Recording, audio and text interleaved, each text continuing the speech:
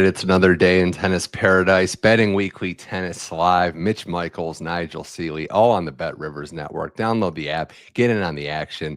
Live tennis around the globe right now. We're into the European swing as we're gearing up for Roland Garros, just a couple of days away. The draw will be out soon, so it's that time of year where tennis is really peaking. Remember to follow us on our socials at Because We Win. Get in on the action there. Nigel Seeley joining the show. Nigel, we've got action in Strasbourg. We've got Geneva, Hamburg, a 500 event. We got Roland Garros coming up. So how are you feeling on this Tennis Tuesday? Well, I wish the rain. I sounded like Wayne. I wish the rain would go away, because the rain at the moment is causing havoc across Europe in some of these tournaments as well, especially in Geneva. So we were in the middle of a good game there.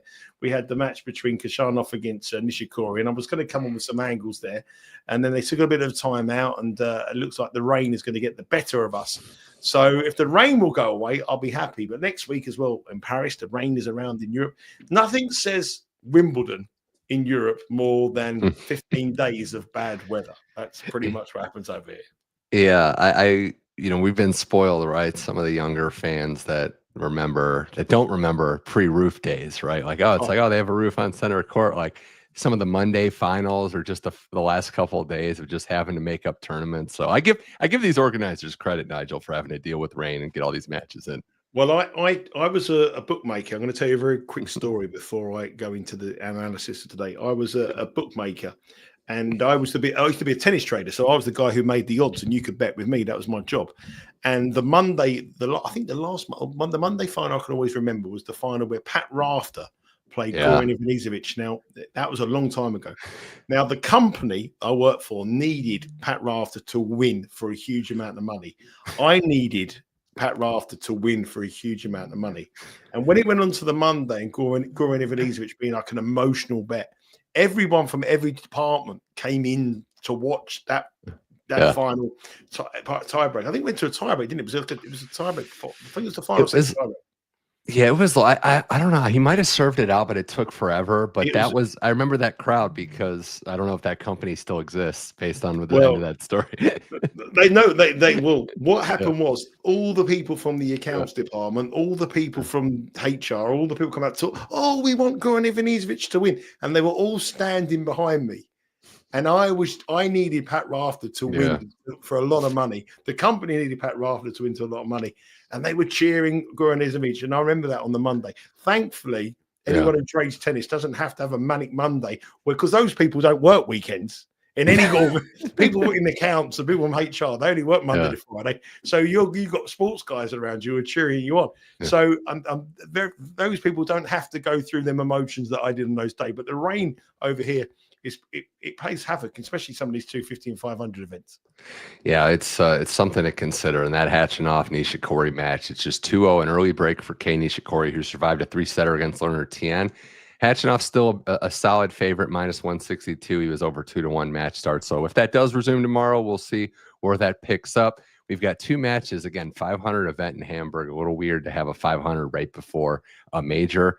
But we have Felix Auger-Aliassime up a break 3-2 in the first set over Danielle Altmaier. Felix trying to get his first win in 3 tries against Altmaier. And then Mpetshi, Perricard, and Bublik. 6-6, 6-6, right? First set tiebreak 6. This is perfect. Like, if we were going to write this is the most true to form match so far.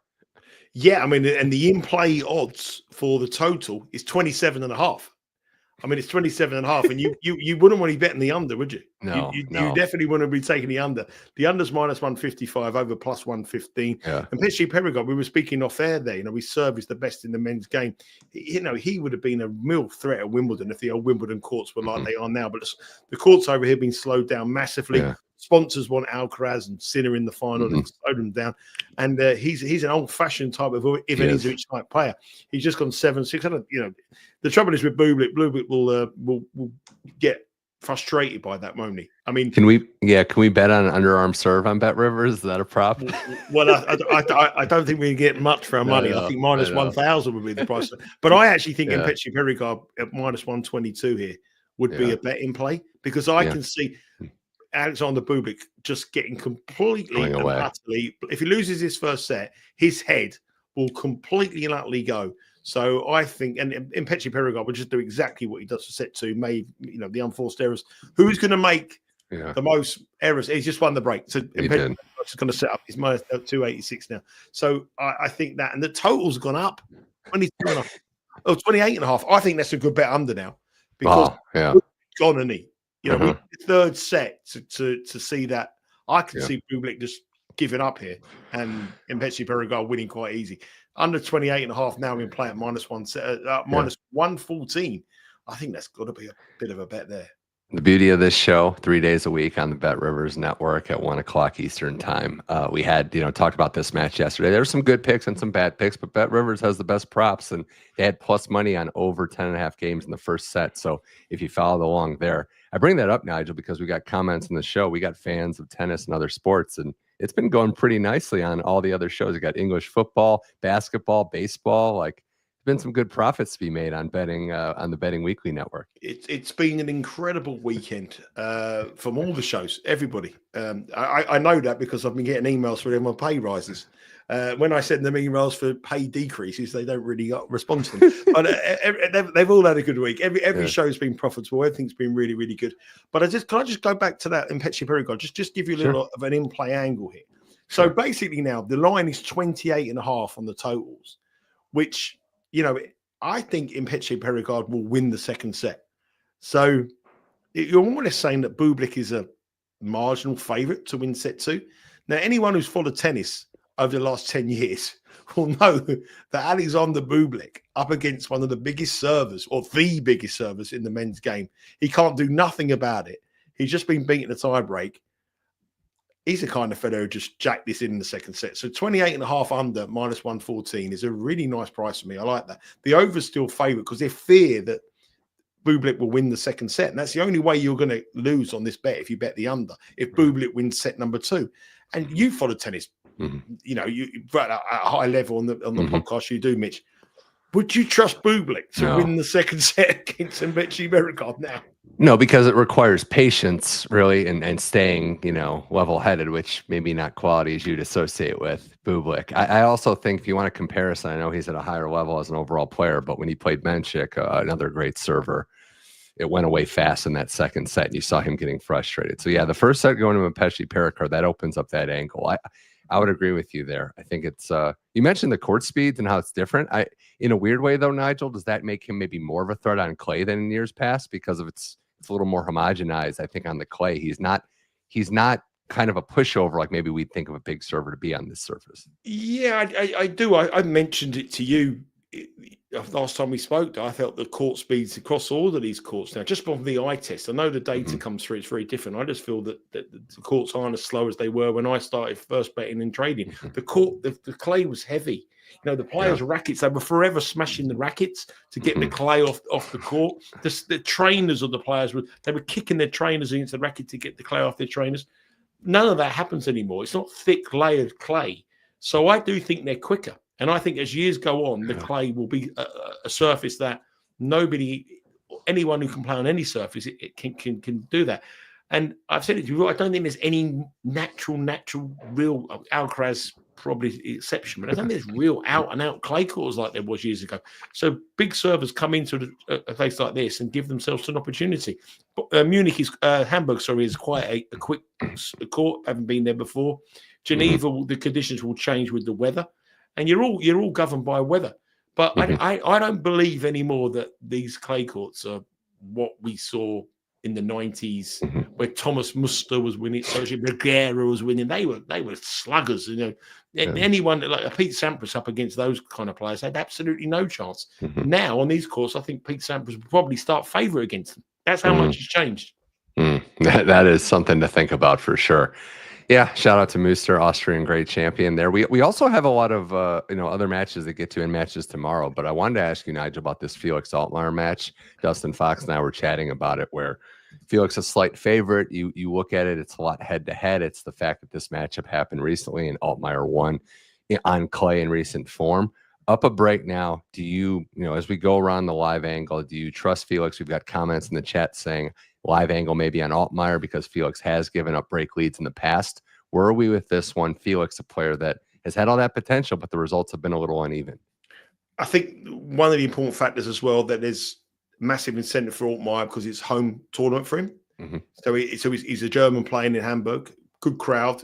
you know, a lot of the Hamburg tennis fans come out in force. It's like it'll be quite busy there. So look, good attendance. So he's got the fact that he's playing in front of his home crowd. Zverev is from Hamburg. Zverev's won this tournament. German players do particularly well at this tournament as well. So I think that's an incentive for him. That where I think if I was playing now, I look at Altmaier at plus 280 and I think, yes, I quite like the 280. But I think the over 22.5 again here. I think over 22.5 at minus 114 is the bet, because I wouldn't be surprised if Altmaier won the second set. And then if he won the second set and Altmaier was still the underdog, which he potentially would be, I might bet Altmaier on the money line in the final set, because in the final set, what does Felix Auger-Aliassime want to do a week before majors? He want to get into a slugfest with a German player in Germany.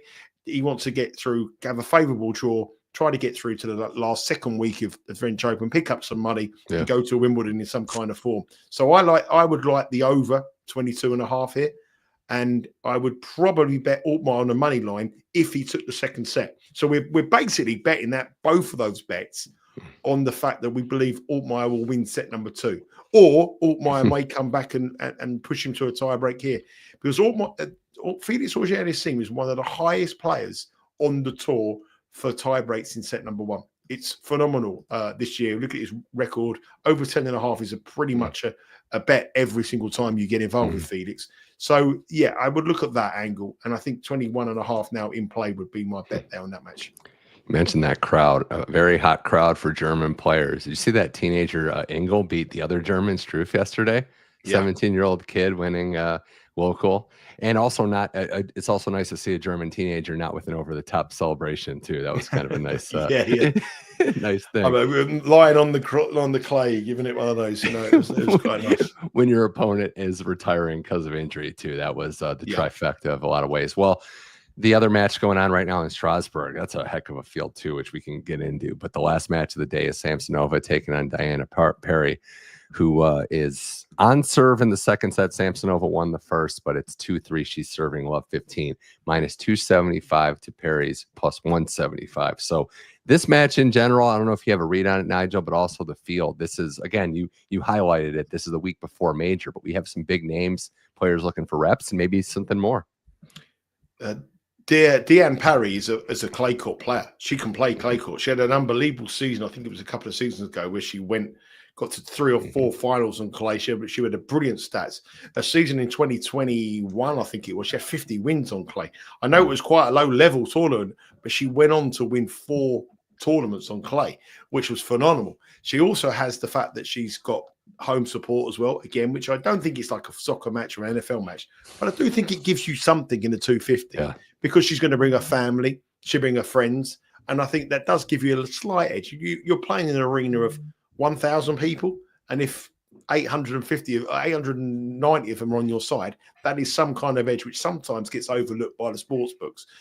She's up against Samsonova, who is a big server, we all know, and usually, traditionally, you would look at Samsonova and go, well, she needs a Wimbledon, a fast court. Her clay season record is pretty average.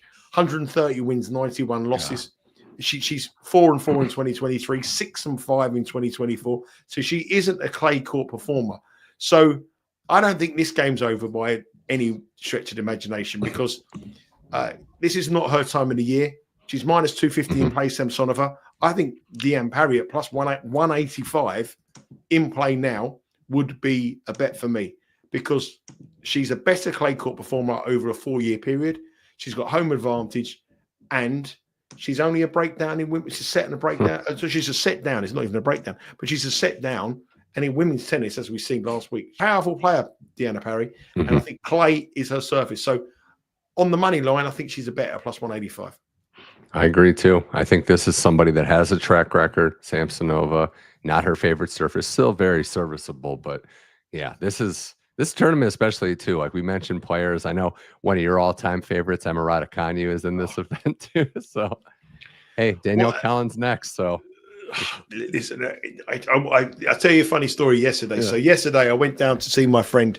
We have a like a social club where we live. You won't have them in America. It's like they have pool table. I don't know if you have like a local community going. You have pool tables. You have like a bar. You can like a dive bar. Yeah. It's like but only people in the area can go, and it's like 2 minutes away. So my friend is a double glazing window salesman, but he thinks he knows everything about tennis. But he's a double glazing window salesman. So we go there yesterday, and I was trying to bet Kazakhina. And he turned around and said to me, I think Raducanu will win that. And they were both minus 110. So I said, well, why don't we just skip the middleman and why don't we just have a bet for ourselves? And he gave me loads of reasons why Raducanu would win. And I gave him loads of reasons why I thought Kazakhina would win. Anyway, we ended up having a bet amongst ourselves.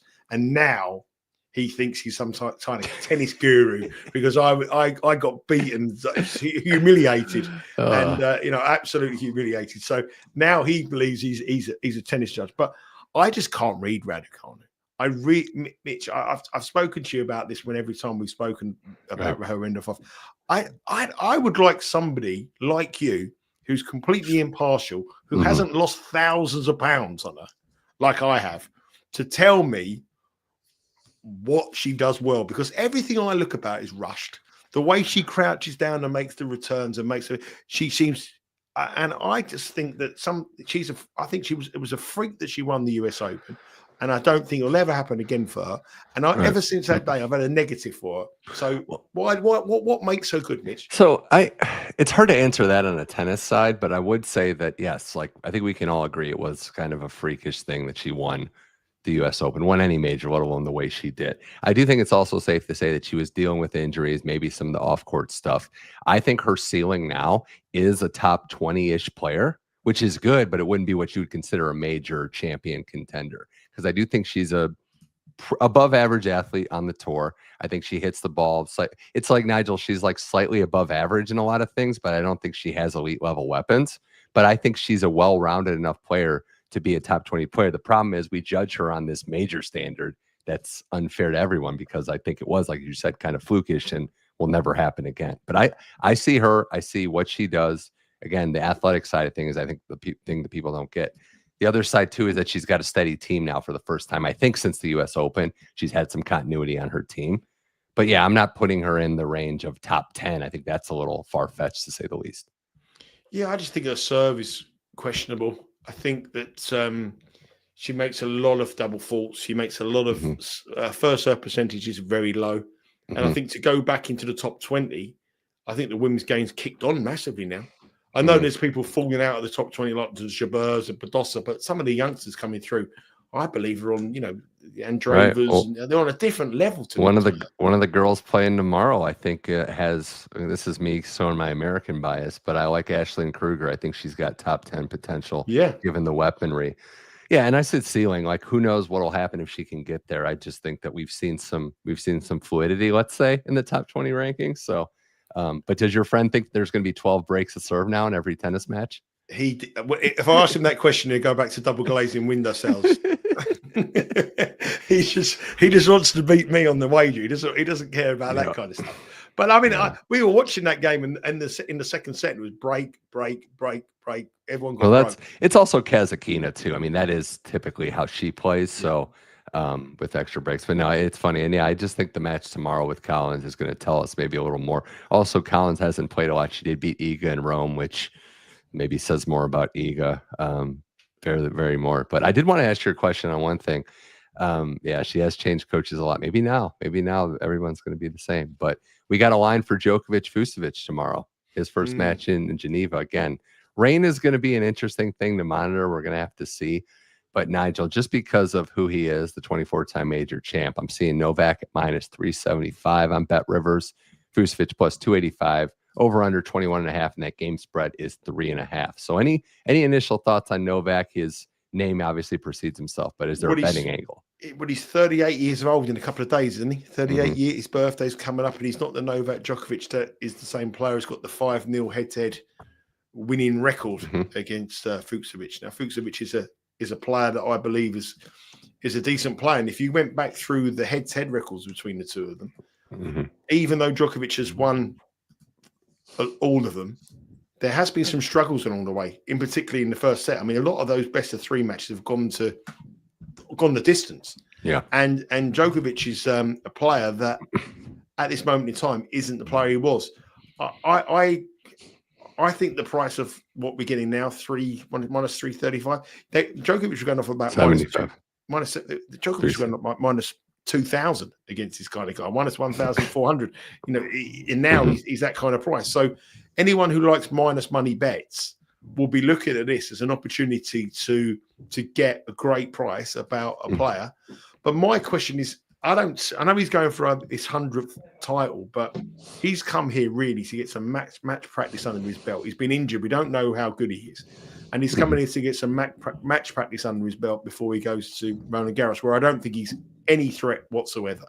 I know he's the third favourite, or joint maybe fourth favourite, but really, on the level of things, really, I think he's down about sixth, seventh favourite. I don't believe 1 minute he's got a chance. I think this will be a lot tougher. I like the over 21.5. And I know I've just done a show with Sean Calvert, who knows he knows more. He's forgotten about tennis as much as I know, and he's gone for Fucsovics to win set number 1. So he believes that Djokovic has got a great chance. So I would be looking at that match there, thinking I think Djokovic will win, but I don't think for 1 minute it's going to be straightforward. I can see the over 21.5. And to be honest with you, if Djokovic went 3 sets, I think he'd quite like it to get his rhythm back, to get some sign that you feel for a clay court. Just that testing. And I think he can up his level in set number 3. But I would look for the overs. That would over 21.5. I wouldn't be betting Djokovic, even though it looks tempting to bet the minus 375. It would be something that I probably wouldn't. I certainly wouldn't get involved in.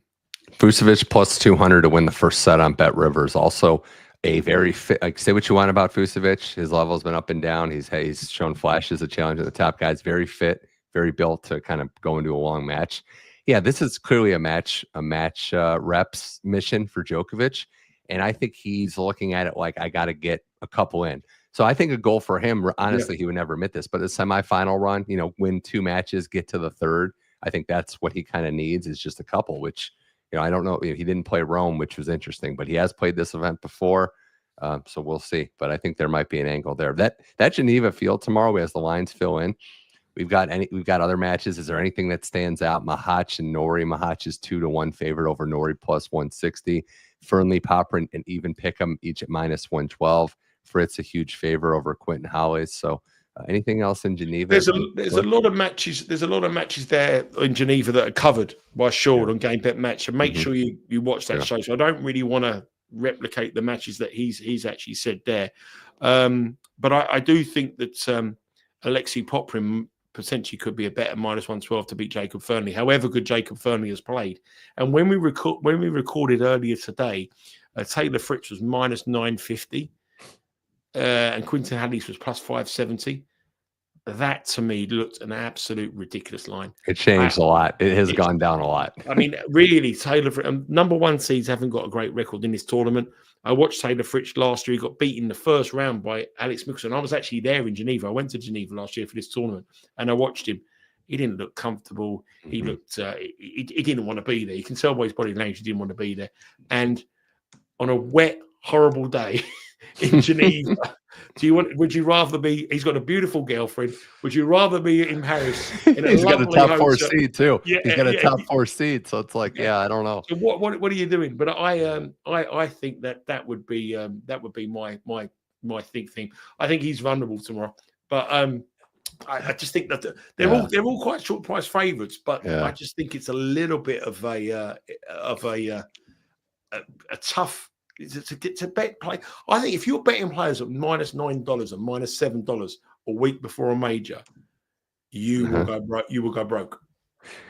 You will, and I think it's a social media thing, right? Fritz is a little bored. He opens up his social media, sees all the players practicing in Paris, having fun. He's like, I could be there very quickly. So. And the other thing is, the Geneva Country Club, Mitch, is one of the most beautiful places in the world. The gardens, when you walk in, it's on the banks of the Lake Geneva. You walk in. Beautiful gardens. It's a really beautiful country club. Yeah, I was so close to Novak Djokovic. It was unbelievable to be there. It's a 250 event in his country club, and you've got the greatest player of all time playing. It's amazing. It is. It is. Also, update from Hamburg. We got Perricard up a break, 4-3. They're just moving along. I was like, we started the show 25 minutes ago. It's 4-3 in the second set. Can we just talk about that they played 7 games in 25 minutes?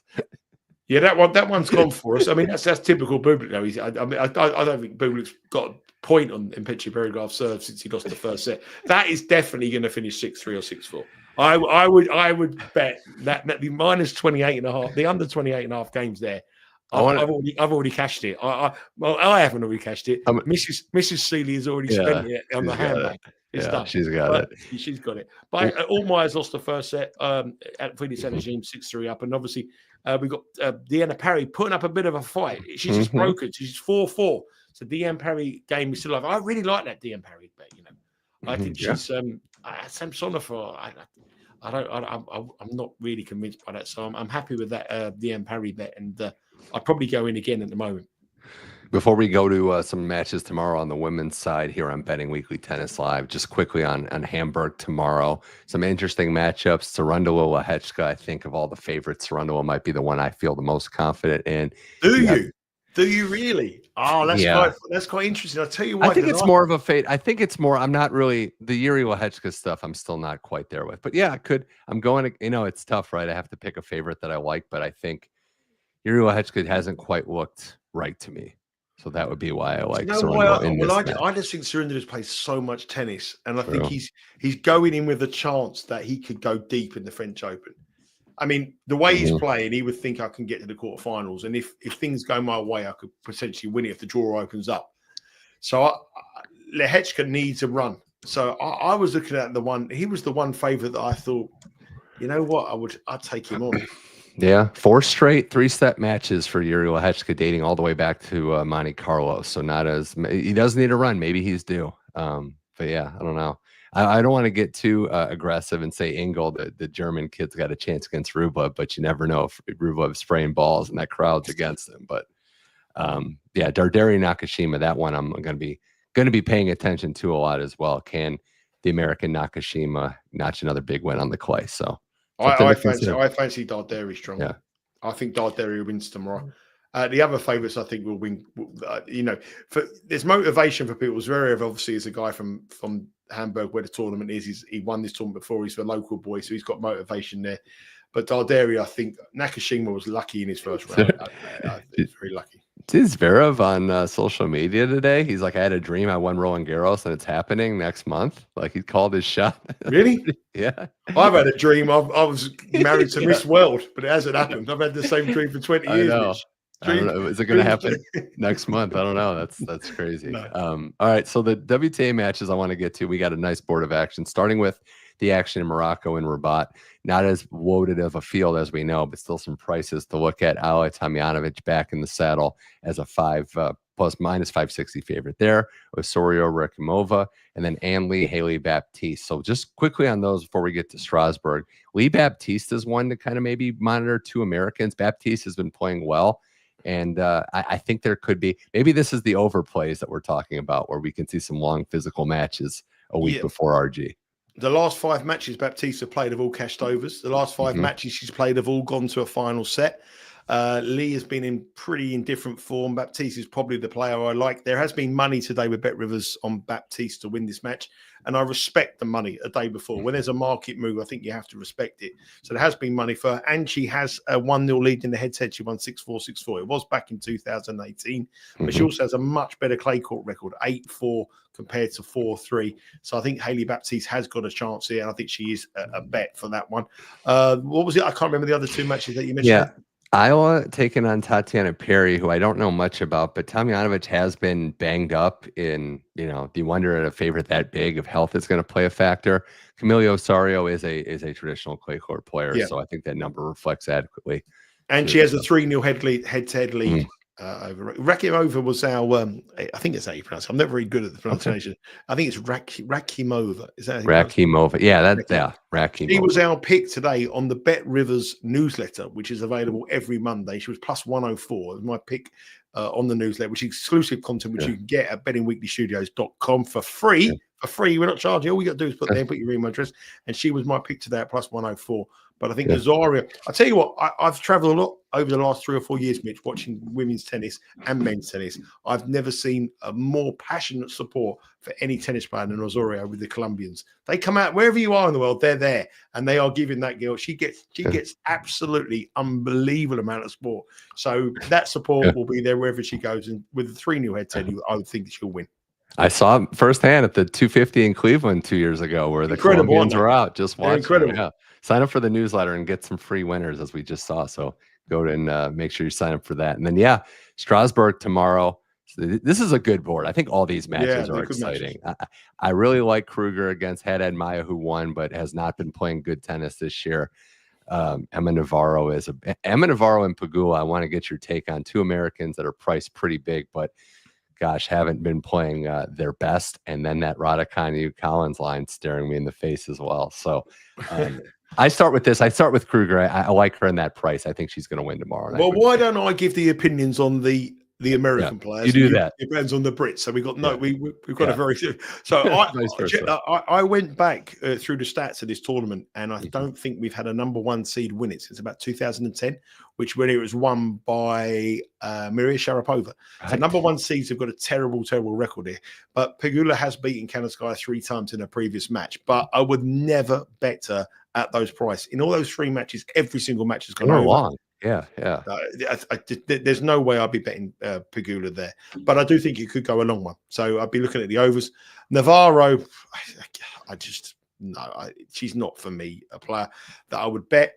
And the other thing that she's played Blinkova 3 times before. She's beat her twice on clay, twice on hard courts, once at the US Open last year in 2024, 6-1, 6-1.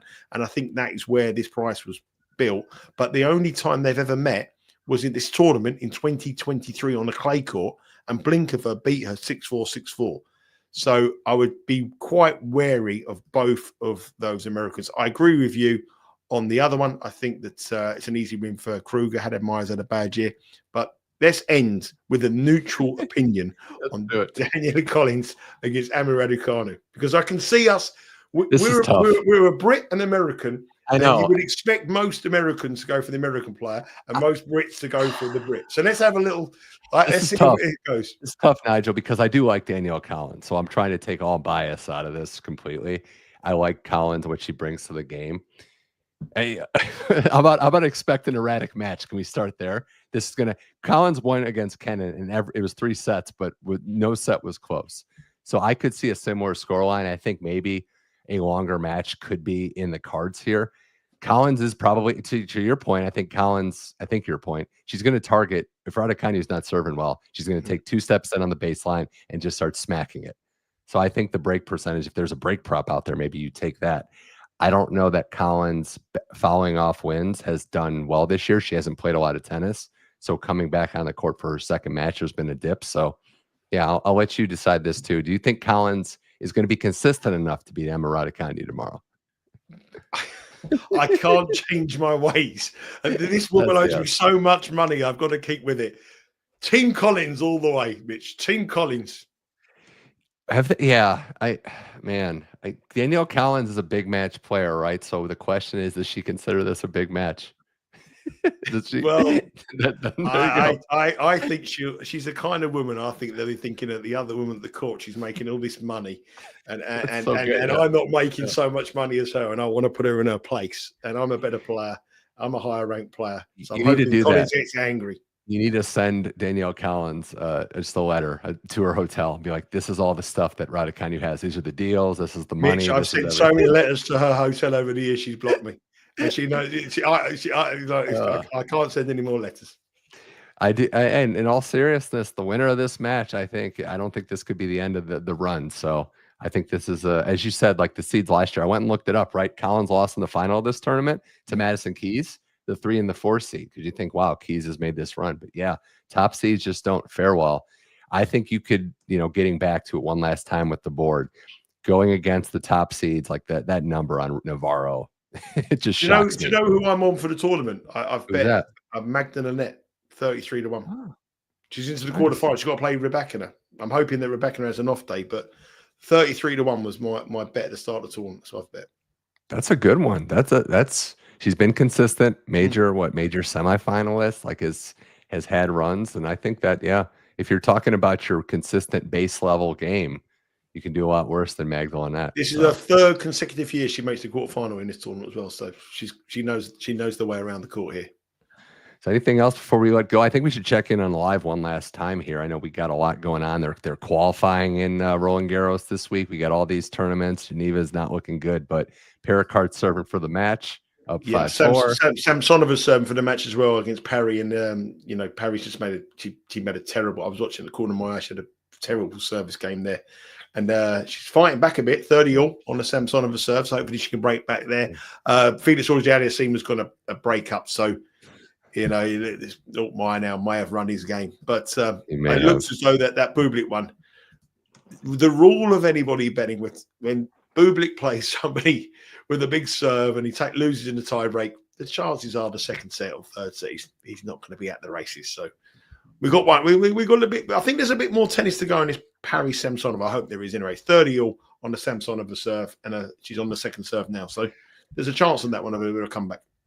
Well, this has been a blast, Nigel. Always a pleasure. Good luck to your Magdalene net bet, because I think there's a lot of juice to that one. And this Betting Weekly Tennis Live, we got another show tomorrow on the network. Again, download the app, Bet Rivers, sign up for the newsletter, follow all the socials, because we win.